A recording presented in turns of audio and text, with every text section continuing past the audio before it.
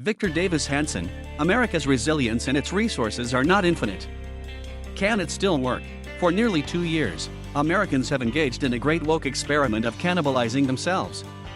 American civilization has invested massive labor, capital, and time in an effort to constantly flagellate itself for not being perfect. Yet America's resilience and its resources are not infinite.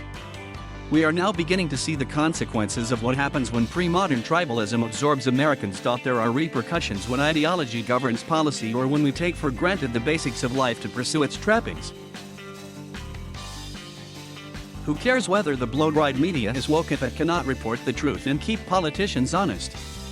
Once journalists became progressive poodles rather than the watchdogs of government, the Biden administration had no fear of audit.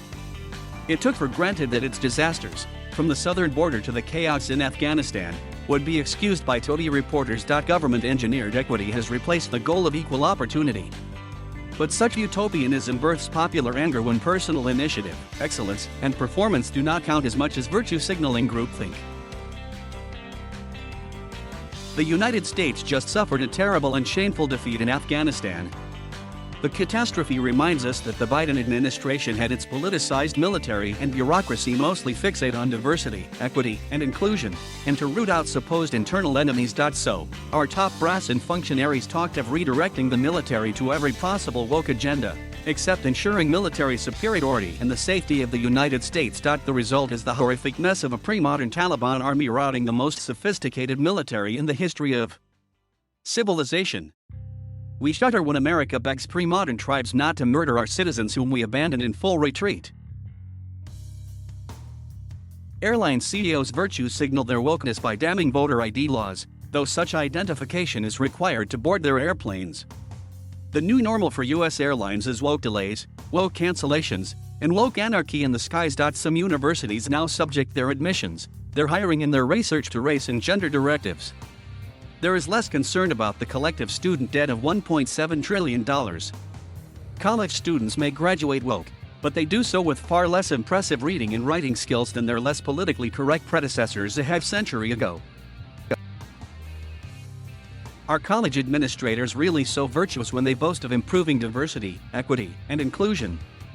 While, then, do they ignore indebted and purely educated graduates, veritable serfs who cannot afford homes, put off raising families, and prolong their adolescence rather than becoming autonomous citizens? We know from centuries past which policies ensure public safety and which guarantee crime. All laws must be enforced equally. Yet now, suicidal legal and critical race theories sometimes govern which laws are enforced and which are ignored. If a state attorney prosecutes crimes, or chooses not to prosecute them, on the basis of ideology and race rather than on questions of impartial law, then who would obey, much less honor any of them? The police must not just be monitored, but respected and supported. Today they are defamed and defunded. If those who commit crimes do not expect to be arrested and punished, then crime pays. And so we get more of it. Cries to empty the jails and prisons and pull back on police might sound neat on Twitter. But lots of innocent Americans will suffer the deadly consequences of someone else's virtue signaling. Before a country can conduct cancer research, explore outer space, or defeat its enemies thousands of miles away, its citizens must have access to affordable fuel, food, and shelter. But ideologues now restrict irrigation water, gasoline supplies, power generation, and timber production. They may seem woke and enlightened to each other, but they are indifferent to the exorbitant cost of living, the growing shortages of necessities, and the hundreds of thousands of homeless living amid filth, excrement, and disease on the nation's urban sidewalks. Social media fights, the cancel culture wars between celebrities and elites, the virtue signaling of academics and actors, all of it means nothing if Americans do not have safe roads, viable travel, affordable gas, food, and housing, and safety in their homes. Increasingly, they do not have these things.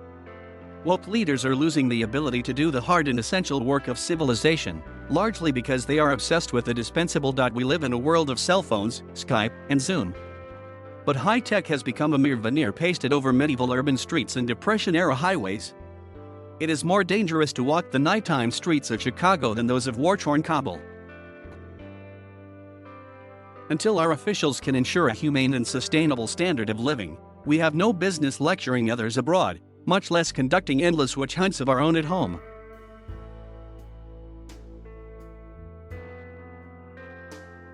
Thank you for watching.